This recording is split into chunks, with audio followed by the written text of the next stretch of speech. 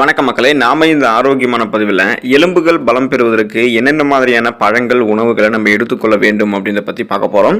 நாம் அமர்ந்திருக்கக்கூடிய நிலையை மாற்றும் பொழுது, காலையில் எழுந்திருக்கும் பொழுது, நீண்ட நேரம் நடந்ததுக்கப்புறம், நீண்ட நேரம் வேலை செஞ்சதுக்கப்புறம் மூட்டுகளில் அல்லது எலும்பு அதிகமாக இருக்கக்கூடிய பகுதிகளில் குத்துவது போன்ற வலி தோன்றுது அப்படின்னாலும், குறிப்பாக முதுகு வலி, தோள்பட்டை வலி மற்றும் இடுப்பு பகுதிகளில் அடிக்கடி இந்த மாதிரி வலி இருக்குது அப்படின்னா எலும்புகள் நமக்கு பலவீனமாக இருக்குது அப்படின்றது அர்த்தம்.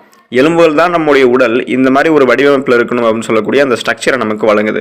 இப்படி இருக்கக்கூடிய எலும்புகள் பலவீனமாகும் போது நமக்கு ஏதாவது காயங்கள் இருந்துச்சு அப்படின்னா அந்த காயங்கள் ஆறுவதற்கு ரொம்ப லேட் ஆகும். அதாவது காயங்கள் ஆறுவதற்கு தாமதமாகலாம். அடிக்கடி எலும்புகள் உடையக்கூடிய சாத்தியம் ஏற்படும். திடீர்னு நம்ம கீழே விழுந்துட்டோம்னா உடனே நம்மளுடைய எலும்புகள் முறிவு ஏற்படக்கூடிய அபாயம் இருக்கு. பலவீனமான எலும்புகள்லாம் நம்முடைய பேலன்ஸை தடுமாற செய்யும். அப்போ எலும்புகளை உறுதியாக வைத்துக் கொள்வதற்கு என்னென்ன பழங்கள், என்னென்ன உணவுகளை எடுத்துக்கொள்ள வேண்டும், என்னென்ன உணவுகளை நம்ம எடுத்துக்கொள்வதை தவிர்க்கணும் அப்படின்றத பற்றியும் தெளிவாக விளக்கமாக பார்ப்போம். அதை பற்றி பார்க்கறதுக்கு முன்னாடி இந்த வீடியோக்கு மட்டும் ஒரு லைக் கொடுத்துட்டு தகவலை உங்களுக்கு தெரிஞ்சவங்களுக்கும் ஷேர் பண்ணிடுங்க. இது அவங்களுக்கும் பயனுள்ளதாக இருக்கக்கூடிய ஒரு ஆரோக்கியமான பதிவு தான். இது போன்ற அப்டேட்ஸ்கள் நீங்கள் தொடர்ந்து பார்க்கறதுக்கு நம்மளுடைய ஹெல்த் நியூஸ் தமிழ் சேனலை மறக்காம சப்ஸ்கிரைப் பண்ணிட்டு பக்கத்தில் இருக்கக்கூடிய பெல் பட்டனையும் கிளிக் பண்ணி ஆல் அப்படின்ற ஆப்ஷனையும் செட் பண்ணி வச்சுக்கோங்க. அப்பதான் நான் போடக்கூடிய எல்லா அப்டேட்ஸும் உங்களுக்கு நோட்டிஃபிகேஷனோட அடிக்கடி சேரும். சரி வாங்க மக்களே, இப்போ வீடியோக்குள்ள போயிடலாம். ஆரஞ்சு பழத்தை நீங்கள் எலும்புகள் பலம் பெறுவதற்கு எடுத்துக்கலாம். உடலுக்கு தேவையான கோலோஜன் உற்பத்திக்கு விட்டமின் சி எனும் உயிர் சத்து அவசியம். இந்த சத்து உடலின் இணைக்கும் திசுக்கள் மற்றும் எலும்பு மஜ்ஜைகள் அனைத்தும் உருவாகிறதுக்கு கோலோஜனை உற்பத்தி பண்ணுது. எனவே ஆரஞ்சு பழம் சாப்பிடும்போது கோலோஜன் உற்பத்தி அதிகரிக்கும். இதனால் நமக்கு பார்த்தோம் அப்படின்னா உடலின் இணைக்கும் திசுக்கள் மற்றும் எலும்பு மஜ்ஜைகள் அனைத்துமே ரொம்ப ஸ்ட்ராங்காக இருக்கும். ஒரு வகையில் எலும்பு சார்ந்த பிரச்சனைகளான ஆஸ்டியோபோரோசிஸ், எலும்பு மெலிவு நோய், மூட்டு வலி, எலும்புருக்கி போன்ற எந்த அபாயமும் வராமல் நாம் அதை தடுத்துக் கொள்வதற்கும் குணப்படுத்தி கொள்வதற்கும் பழங்கள்ல ஆரஞ்சு பழம் எடுத்துக்கொள்ளும் போது எலும்புகள் நமக்கு ரொம்ப ஸ்ட்ராங்காக இருக்கும். கீரை வகைகள் நம்ம எடுத்துக்கொள்ளும் போது எலும்புகளை பலம் பெற வைத்துக் கொள்ளலாம். எலும்புகள் உறுதியாக இருக்கிறதுக்கும் ஆரோக்கியமாக இருக்கிறதுக்கும் உதவக்கூடிய ஊட்டச்சத்து கால்சியம். அதனுடன் இணை ஊட்டச்சத்துக்களாக இருக்கக்கூடிய மெக்னீசியம் மற்றும் பொட்டாசியம் ஆகிய இரண்டு மினரல்ஸ்களுமே எலும்புகளினுடைய அடர்த்திக்கும் ஆரோக்கியத்திற்கும் ரொம்ப உதவிகரமாக இருக்கும். மேலும் பல உணவுகளில் இல்லாத விட்டமின் கே சத்து மற்றும் ஃபோலேட் சத்து, இது எல்லாமே இந்த இரண்டு சத்துக்களுமே எலும்புக்கு ரொம்ப அவசியம். இந்த அனைத்து சத்துக்களுமே பச்சை நிற காய்கறிகள், அதாவது கிரீன் வெஜிடபிள்ஸ் மற்றும் கீரைகளில் பார்த்தோம்னா இருக்கு. அது மட்டும் இல்லாமல் இந்த பச்சை நிற காய்கறிகள், கிரீன் வெஜிடபிள்ஸ், அதுக்கப்புறம் இந்த கீரை வகைகளில் அல்கலைன் தன்மை இருக்கிறதால உடல் இருக்கக்கூடிய pH அளவையும் இது சரி பண்ணிடும்.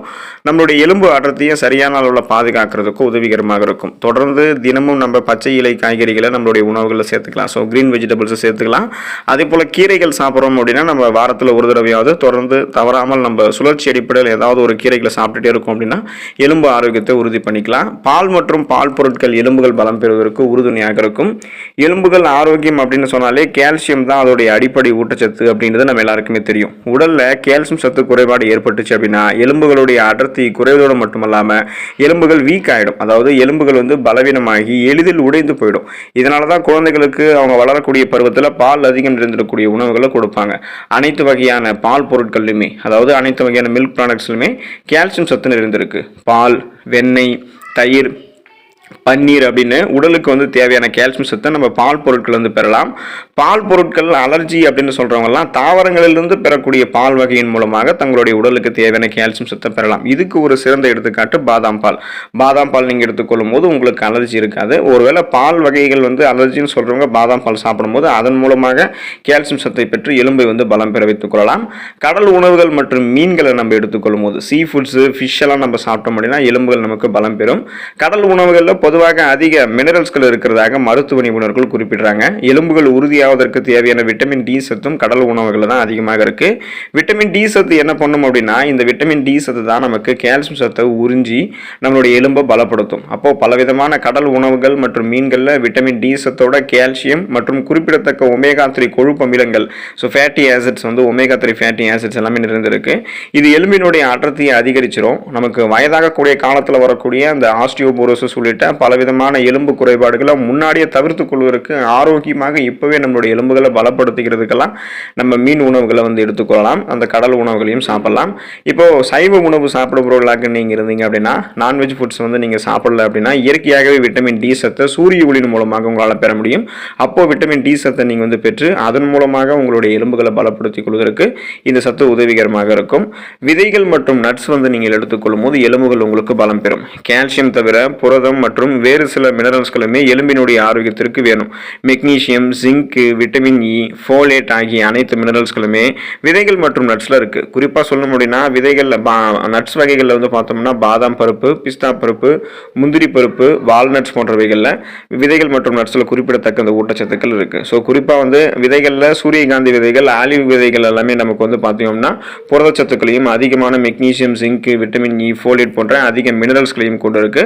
ஸோ இந்த இணை ஊட்டச்சத்துக்கள் எல்லாமே எலும்புகளை பலப்படுத்தும். நமக்கு எந்த விதமான எலும்பு சார்ந்த பிரச்சனையும் இல்லாமல் நலமோடு வாழ வைக்கும். நாம் தொடர்ந்து அன்றாடம் நம்மளுடைய உணவுகளில் சுழற்சி அடிப்படையில் இந்த உணவுகளை சாப்பிடும் போது நம்மளுடைய எலும்புகள் நமக்கு பலமாக இருக்கும் தான். ஆனால் நம்ம ஒரு சில உணவுகளை வந்து தவிர்ப்பது நல்லது. அப்போதான் நம்மளுடைய எலும்பு வந்து வீக் ஆகாது. ஸோ அப்படி வந்து தவிர்க்கக்கூடிய உணவுகள் அல்லது எடுத்துக்கொள்ளக்கூடாத உணவுகள்லாம் ஒரு சில உணவுகள் இருக்குது. அந்த மாதிரி உணவுகளில் வந்து பார்த்தோம் அப்படின்னா காஃபி வந்து இருக்குது. ஸோ காஃபி வந்து உடலுக்கு புத்துணர்ச்சி தரக்கூடிய உணவு அப்படின்னு வந்து சொல்லுவாங்க. காஃபி கொட்டையில் நம்ம 20% வந்து பார்த்தோம்னா சிக்கரி சேர்க்கணும். தினமும் நமக்கு 2 கப் காஃபி வந்து போதுமானது. அது அதிகமாச்சு அப்படின்னா அந்த காஃபியில் இருக்கக்கூடிய பொருட்கள்லாம் எலும்பு பலமாக வேண்டிய அந்த கால்சியம், இரும்பு சத்து, துத்தநாகம் சத்தெல்லாம் நம்மளுடைய உடலில் சேர விடாமல் எலும்பை வந்து வலுவிழக்க செஞ்சுறதால இது வந்து எலும்புகளை உங்களுக்கு பலவீனமாக்குறதுக்காக முக்கியமான ஒரு உணவாக காஃபி இருக்குது. ஸோ அதனால் நீங்கள் வந்து அளவோட காஃபி எடுத்துக்க வேண்டியது நல்லது. நீங்கள் ஒரு நாளைக்கு 2 கப் காஃபி குடிச்சிங்கன்னா அதுவே போதும். அதை மீறி நீங்கள் வந்து காஃபி குடிச்சிங்க அப்படின்னா அது உங்களுடைய எலும்புகளை பலவீனமாக்கும் அப்படின்றத தெரிஞ்சுக்கோங்க. காஃபியை போலவே உப்பையும் நீங்கள் அளவோடு தான் எடுத்துக்கணும். நாள் ஒன்றுக்கு ஒவ்வொரு மனிதனுக்குமே தேவை 2.3 மில்லிகிராம் அளவு மட்டும்தான் உப்பு. இந்த அளவு அதிகரிக்கும் போது அது சிறுநீரகத்தை பாதிக்கும். அன்றாட பயன்பாட்டில் உப்பினுடைய அளவு அதிகரிச்சது அப்படின்னா நீங்கள் உங்களுடைய உடலில் கால்சியம் சத்தை இழந்துகிட்டு இருக்கீங்க அப்படின்றது அர்த்தம். ஏன்னா உப்பு வந்து சிறுநீரகங்கள் வழியாக உடலில் இருக்கக்கூடிய கால்சியத்தை அதிக அளவு வெளியேற்றிடும். அதிகமாக உப்பு பயன்படுத்துபவர்கள் யாராக இருந்தாலும் அவங்களுக்கெல்லாம் ஆஸ்டியோபோரோசிஸ் அப்படின்னு சொல்லக்கூடிய அந்த எலும்பு மெலிவு நோய்க்கு வந்து உட்படுவது சாத்தியமாக ஏற்படும். அப்போது குறிப்பாக வந்து பார்த்தோம்னா பெண்களெல்லாம் உப்பை வந்து அளவோடு தான் வந்து சாப்பிடணும். இல்லைனா அவங்களுக்கு வந்து குறிப்பாக அந்த ஆஸ்டியோபோரோசிஸ் பாதிப்பு வந்து மாதவிடாய் சமயத்தில் வந்து ஏற்படுறதுக்கு வாய்ப்பு இருக்குது. ஸோ தொடர்ந்து வந்து பார்த்தோம்னா 2.3 மில்லிகிராம் உப்பு அப்படின்றது உடலில் ஆரோக்கிய குறைபாடு எதுவும் இல்லாதவர்களுக்கு மட்டும்தான் பொருந்தும். நீங்கள் ஆரோக்கியமாக இருக்கீங்கன்னா உங்களுக்கு 2.3 மில்லிகிராம் உப்பு தினமும் நீங்கள் எடுத்துக்கலாம். இல்லை அப்படின்னா நீங்கள் வந்து ஆரோக்கியம் இல்லாமல் இதயம் சார்ந்த பிரச்சனை, சிறுநீரகம் சார்ந்த பிரச்சனை, ரத்த அழுத்தம் சார்ந்த பிரச்சனை எல்லாம் இருக்கீங்க அப்படின்னா உங்களுக்கு 2.3 கிராம் அளவுக்கும் பரிந்துரைக்கப்பட்ட உப்பினுடைய அளவை விட இன்னும் நீங்கள் குறைத்து சாப்பிட வேண்டும் அப்படின்றது தான் சுகாதாரத்துறை ஆய்வாளர்கள் அறிவுறுத்துறாங்க. வெள்ளை சர்க்கரை நீங்கள் அளவோடு எடுத்துக்கொள்ள வேண்டிய உணவுகளில் வெள்ளை சர்க்கரையும் ஒன்று. தினமும் நம்ம 30 to 40 கிராம் வரையாவது வெள்ளை சர்க்கரையை எடுத்துக்கிட்டு தான் இருக்கும். பெரும்பாலானவர்கள்லாம் ஆஸ்டியோபோரோசிஸ் அப்படின்னு சொல்லக்கூடிய அந்த எலும்பு சம்பந்தமான நோய் தாக்குதலுக்கு உள்ளாவதில் இந்த வெள்ளை சர்க்கரைக்கு அதிக பங்கு இருக்கு. எலும்புகளை உருக்குலைக்க செய்வதில் இந்த ஆஸ்டியோபோரோசிஸ் அப்படின்னு சொல்லக்கூடிய பிரச்சனைகளை ஏற்படுத்துறதுல இந்த வெள்ளை சர்க்கரைக்கு முதலிடத்தை கொடுக்கலாம். அன்றாடம் இப்போ நம்ம இனிப்புகளை எடுத்துக்கொள்றோம்னு வச்சிங்களேன். ஸோ அதோட நம்ம ஊட்டச்சத்து நிறைந்திருக்கக்கூடிய மற்ற உணவையுமே தவிர்க்காமல் எடுத்துக்கிட்டோம் அப்படின்னா நமக்கு எந்த விதமான பிரச்சனையும் இல்லை. அப்படி இல்லை அப்படின்னா நம்ம சர்க்கரையை அதிகமாக எடுத்துக்கிட்டு இருக்கும்போது அது எலும்புகளுக்கு முதல்ல தீமை செய்யும். பிறகு நீரிழிவு, புற்றுநோய் போன்ற பிரச்சனைகளுமே நமக்கு வரவழைச்சிரும் அப்படின்றத மறந்துடக்கூடாது. செயற்கை குளிர்பானங்கள் நம்ம வந்து எடுத்துக்கொள்ளக்கூடாத ஒரு உணவு அப்படின்னே செயற்கை பானங்களை குறிப்பிடலாம். 200 மில்லி அளவு சோடாவில் 10 டீஸ்பூன் சர்க்கரை சேர்க்கப்படக்கூடிய இந்த செயற்கை பானங்கள் உங்களுடைய உடலுக்கு எந்த நன்மையும் தராது அப்படின்றத புரிஞ்சுக்கோங்க. 1% கூட இது உங்களுக்கு நன்மைகளே கிடையாது. இந்த குளிர்பானங்கள் இருக்கக்கூடிய பாஸ்பாரிக் அமிலம் உங்களுடைய உடலில் கால்சியம் உறிஞ்சப்படுவதை தடுத்துரும். அப்போ எலும்பு அடர்த்தியை இது தானாகவே குறைக்கும். எலும்புகளை மென்மையாக்கி எலும்பு முறிவுக்கெல்லாம் வழிவகுக்கும். எலும்பினுடைய ஆரோக்கியத்திற்கு எதிர்மறையாக செயல்படுது இந்த குளிர்பானங்கள் எல்லாமே எலும்புகளினுடைய ஆரோக்கியத்திற்கு எதிர்மறையாக செயல்படுது அப்படின்றது ஆரோக்கியமான ஒரு ஆய்வுகளிலே வந்து வெளிப்படுத்தியிருக்காங்க. அதனால இதை நீங்கள் எடுத்துக்கொள்ளாமல் இருக்கிறது நல்லது. ஸோ அப்போ நீங்கள் எடுத்துக்கிட்டே இருக்கீங்கன்னா எலும்பு முறிவுக்கான ஆபத்து உங்களுக்கு ஈஸியாக வந்துடும். ஆல்கஹால் நீங்கள் எடுத்துக்கொள்ளக்கூடாத ஒரு உணவு. ஸோ ஒரு சில பேரில் என்ன பண்ணுவாங்க அப்படின்னா ஆல்கஹால் வந்து நம்முடைய உடலுக்கு தேவையான அளவுக்கு எடுத்துக்கிட்டோம் அப்படின்னா அது நமக்கு ஆரோக்கியம் தான், அதனால் எந்த தீமையும் இல்லை, கொஞ்சம் கொஞ்சமாக நம்ம ஆல்கஹால் எடுத்துக்கலாம் அப்படின்னா சொல்லுவாங்க. அது கிடையவே கிடையாது. நீங்கள் ஆல்கஹால் எடுத்துக்கொள்ளும் போது அது உங்களுடைய உடலை யூரிக் அமிலத்தை அதிகரிக்கும். இது உங்களுடைய உடலில் மூட்டுகள் இருக்கக்கூடிய இடங்களில் போயிட்டு தங்கி வலியை உண்டாக்கும். அப்போது இந்த மாதிரி பிரச்சனையை வந்து பார்த்தீங்க அப்படின்னா உங்களுக்கு இருக்கவே கூடாது. ஸோ அதுக்கு நீங்கள் ஆல்கஹால் குடிக்கிறதெல்லாம் ஸ்டாப் பண்ணணும். ஆல்கஹால் அருந்துபவர்கள் வந்து எலும்பு அடர்த்தி குறைந்து விடுவது, வலுவான எலும்பை வந்து மென்மையாக்கி எலும்பு முறிவுக்கெல்லாம் வழிவகுக்குவது சாத்தியமாயிடும். அப்போ குறிப்பாக வந்து ஆல்கஹால் அருந்தக்கூடிய பெண்களினுடைய எலும்பு அடர்த்தியானது ஆல்கஹால் அருந்தாத பெண்களினுடைய எலும்புகளை விட மிகவும் பலவீனமாக இருக்கும் அப்படின்றத கண்டுபிடிச்சிருக்காங்க. ஸோ குறிப்பாக ஆல்கஹாலாக நீங்கள் எடுத்துக்காதீங்க. இது எஃபெக்ட் உங்களுடைய எலும்புக்கு ரொம்ப ரொம்ப ரொம்ப எஃபெக்ட் பண்ணி எலும்பு மெலிவு நோய்க்கு உண்டாக்கி நீங்கள் எளிதில் இப்படி கீழே விழுந்தால் கூட உடனே உங்களுடைய எலும்பு முறிவு ஏற்படும். ஸோ அந்தளவுக்கு உங்களுக்கு இது அபாயத்தை உண்டு பண்ணும் அப்படின்றதால ஆல்கஹாலாக நீங்கள் எடுத்துக்காமல் இருக்கிறதே நல்லது தான். எந்தெந்த உணவுகளை நம்ம எலும்புகள் பலம் பெற வைக்க வேண்டி சாப்பிடணும் அப்படின்றதுல ஒரு விதமான கவனத்தோடு இருந்தாலும் எந்தெந்த உணவுகளை தவிர்க்க வேண்டும் அப்படின்றதையும் நம்ம கவனத்தில் கொண்டு இந்த எலும்புகளை பலப்படுத்தக்கூடிய உணவுகளை சாப்பிட்டு மற்ற உணவுகள் கொஞ்சம் தள்ளி இருந்து நலமோடு வாழலாம். அடுத்த ஆரோக்கியமான பதிவில் மறக்காமல் சந்திப்போம். நன்றி மக்களே.